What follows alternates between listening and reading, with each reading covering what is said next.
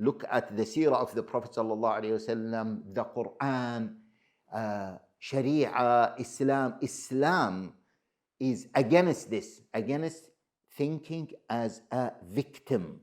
Islam is against having a victim mentality, because those who act as victims, they will never think properly, okay? And they will internalize, they will victimize themselves, they will internalize that. And this is not an ummah that is leading other nations.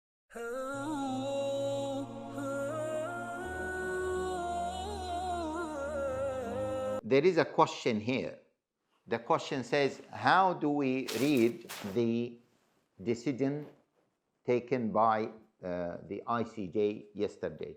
Yes, brothers and sisters, I'm sure that many of you have read so many comments about the decision that was taken by the ICJ yesterday regarding the case that was raised by South Africa against the occupation or against the Zionist state.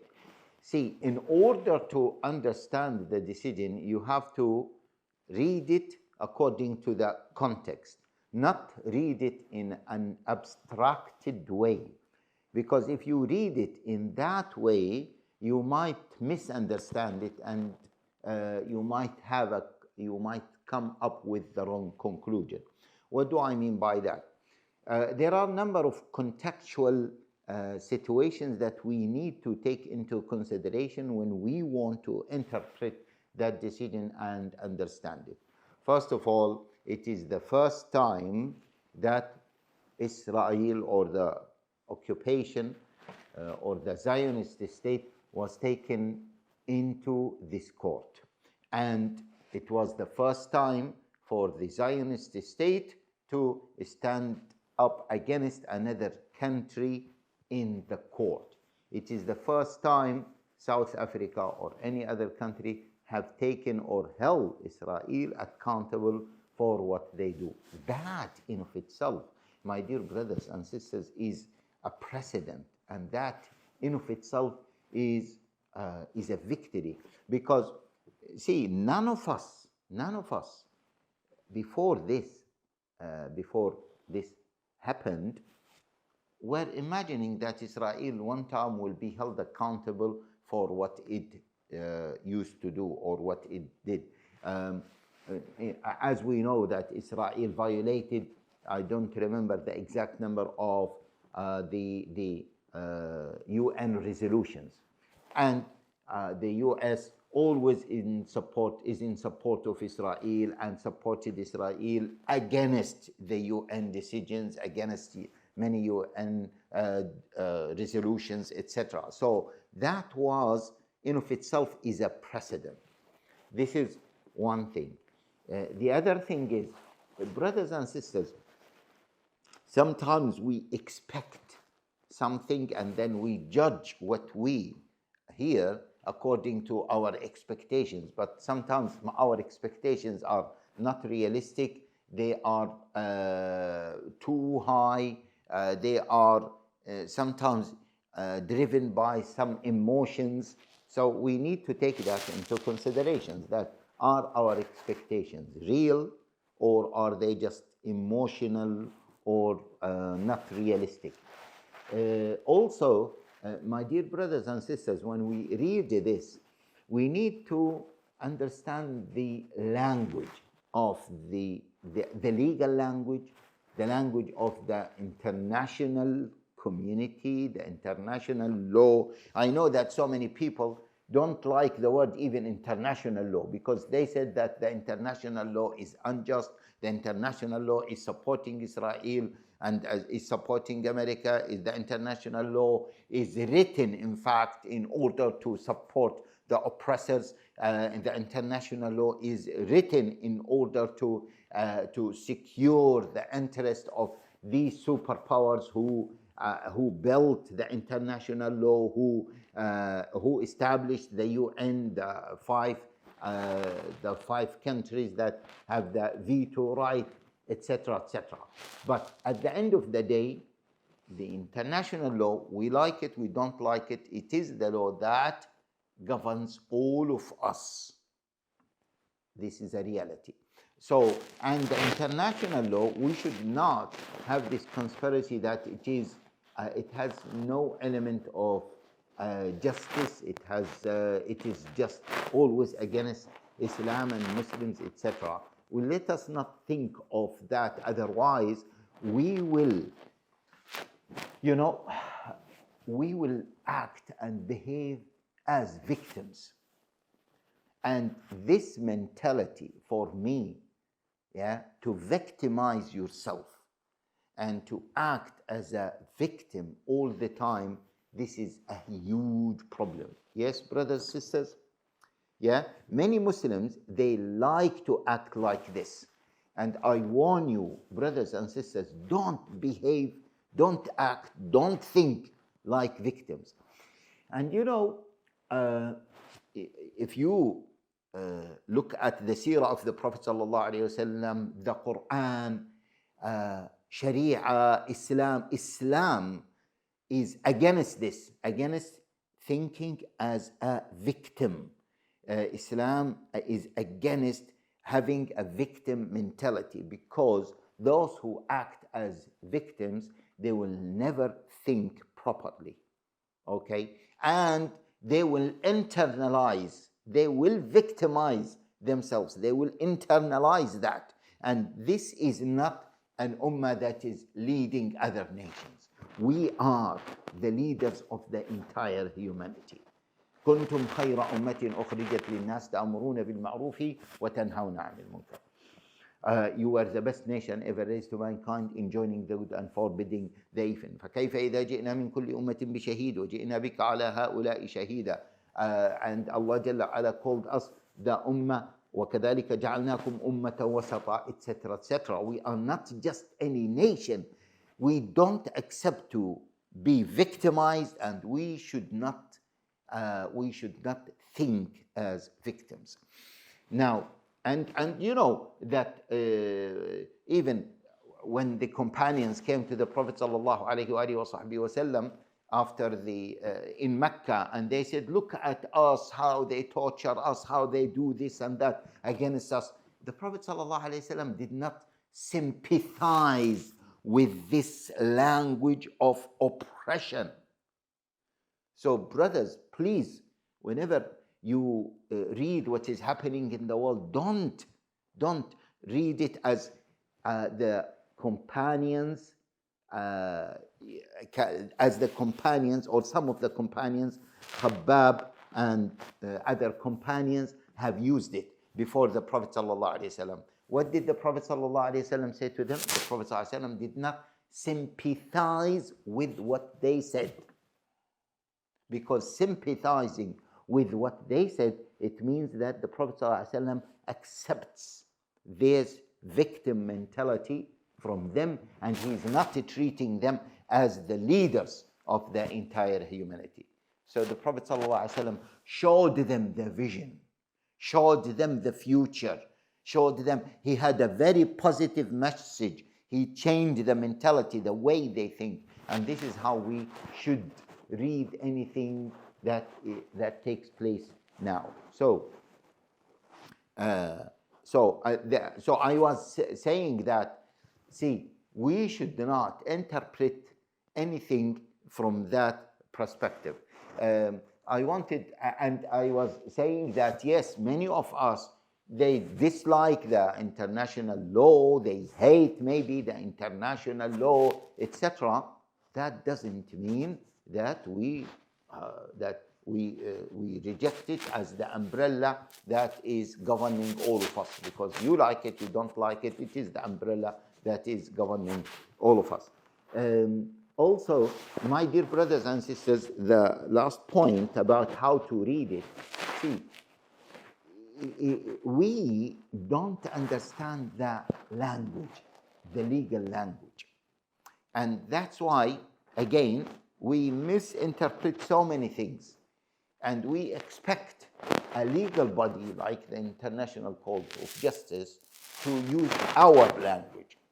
but they have their own sensitivities, their own calculations, etc.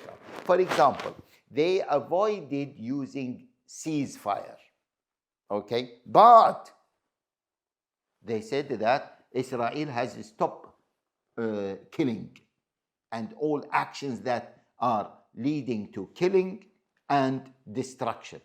What does that mean? Okay, maybe not ceasefire, because there might be some legal, political issues around the word ceasefire, but that ceasefire, as South Africa have said, yeah, as the legal team of or the representative of the legal team of South Africa have said, that this cannot be achieved unless Israel accepts the ceasefire. Okay, so this is one thing. What does it mean to say that they have to stop all actions that lead to destruction, not only killing, but killing and destruction? So this in of itself is a victory. So this is number one. Number two, that they have to allow humanitarian aid to sufficient. As far as I remember, the word they use, sufficient humanitarian aid to enter Gaza. Okay. The third point, which is really a crucial point, okay, that they have to report to ICJ within a month, which is Israel is always, this Zionist state is seen always above the international law. Yeah, they don't care. No one have ever said to them, you have to report to me. Okay, nobody has ever told them that you have to report to me in a month's time. Okay, so these are the three key elements of the decision. But also there might be some other subtle, messages, which is that the decision, especially in the beginning, if you have heard it, I heard part of it, okay, live, because it was just read before Jum'ah khutbah, and I heard the other part later. It was recorded. The president of the court, she was reading the statements of South Africa that includes the statements of the occupation, the horrible statements of the occupation. And the court have accepted that the Palestinians are to be protected by international law, and they are subject to protection, but also on the other side that the suffering of the Palestinians have been taken into consideration. So they use the same language South Africa has used, which indicates that the court in general is in favor, not just in favor, is ruling in favor of of South Africa and the Palestinians. Of course, we need to remember also that how does it work, as I understood, and as everyone have said, that these are interim or temporary measures, and until the final decision of the ICJ will be taken, which will take maybe years. Okay, so these temporary or interim temporary decisions are crucial. And what I say is that these decisions will pave the way towards maybe other decisions in other institutions. That's why Algeria just announced that they will they ask for the UN, for the Security Council to meet in order to see what can be done for those decisions to be implemented by the occupation. And other countries can also take this decision as a foundation for many other maybe legal actions against the occupation. So, brothers and sisters, I think it is very positive, and we need to capitalize on it. We need to use it as a foundation for maybe other legal actions against the occupation. And not only that, even from the civil society. I think here in the UK, the Palestinian Action Group, or maybe the Palestinian activists, they can use this as a foundation to force our government to stop selling equipment, weapons to Israel. Not just only weapons, but even equipment, as they say, quote unquote, for surveillance, for support, etc. They can do this because they can say that this can be used for the what can lead to a genocide. By the way, see, the court did not omit the possibility of genocide. They did not omit that. They said, they put it in a phrase that it might lead to a genocide. Even as we said, the word ceasefire, maybe they did not use it, but they used instead of it all actions that lead to killing and destructions, which is, as South Africa representative said, that cannot happen unless there is a ceasefire. Yeah, maybe, I think one of them said, we are disappointed that they did not use the word ceasefire, but this is what it leads to. Okay, so these are some of the comments, and I said this should be utilized and used on all levels, here locally and maybe internationally. Let me say something. Why don't we try to send aid to Gaza? Because this will go along with the international law and with the decision of the ICJ. And if Israel stops us or stops any, now this is, let me plea, yeah, to Erdogan. If anyone can send this to Erdogan, yeah, please do so. I will try to communicate with some of the officials that I know from from the Turkish government, that this is the best time for Turkey and maybe Malaysia, maybe some other countries, Indonesia, maybe even South Africa. Yeah, South Africa. If anyone, I will try to communicate with some people that maybe South Africa can send now aid to Gaza under this decision. And if the occupation stops them, then they have been exposed before the entire world that they don't implement the international law. They will be exposed more and more. And maybe they cannot do that. They cannot stop that. And imagine, this is a plea to maybe to the international, to many countries, not just one country. If South Africa started, if, for example, Turkey coordinated with South Africa, with Malaysia, with Algeria, okay, maybe with Spain, Belgium, because Spain and Belgium really have good stances towards what is happening, and maybe we try here from the UK.